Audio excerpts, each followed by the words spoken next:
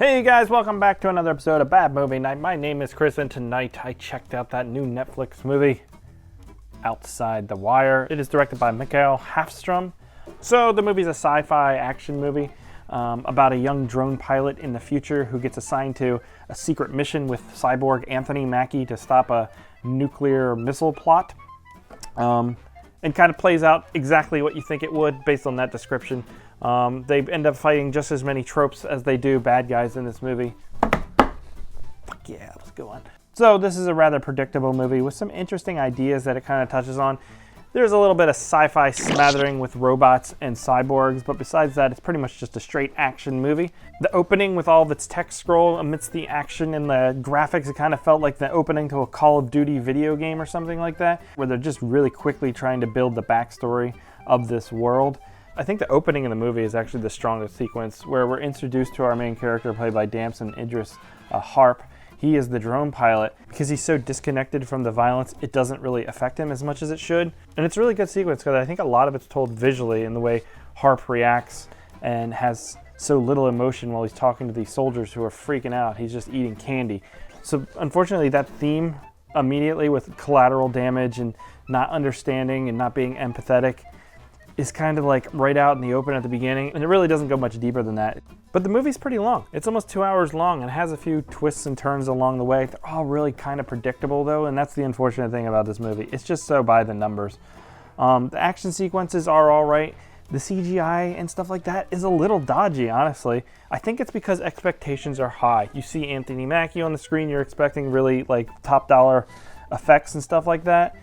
This stuff happens a lot, especially with name brand actors who get a little older in their career and start doing lower budget movies. You come into them with high expectations because you're so used to their back catalog, and then the movies they're in nowadays just look like complete garbage.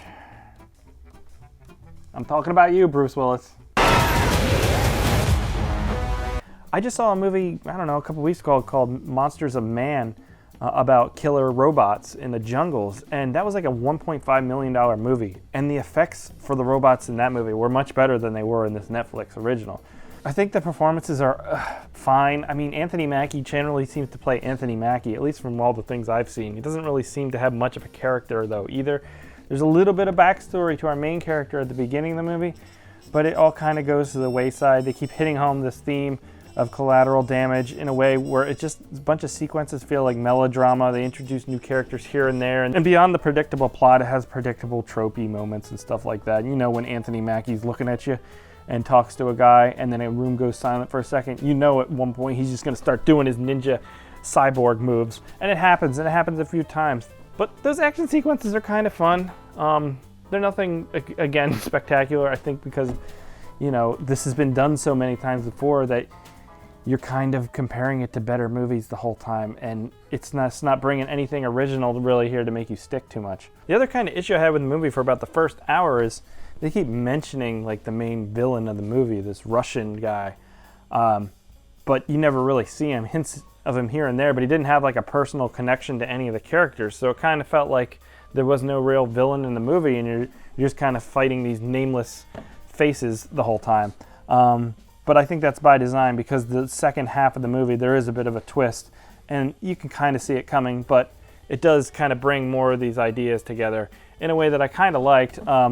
It mirrors the beginning of the movie in a lot of ways for our main character, and you can see his full arc, but it's also surface, and it's also in your face.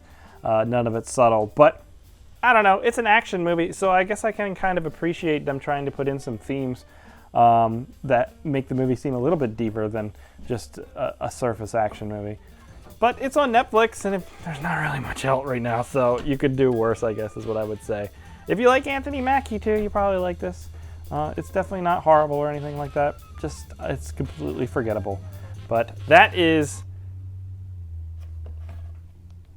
the hell's it called? Outside the Wire. I already forgot about it. Let me know what you thought, and then I'll catch you here next time.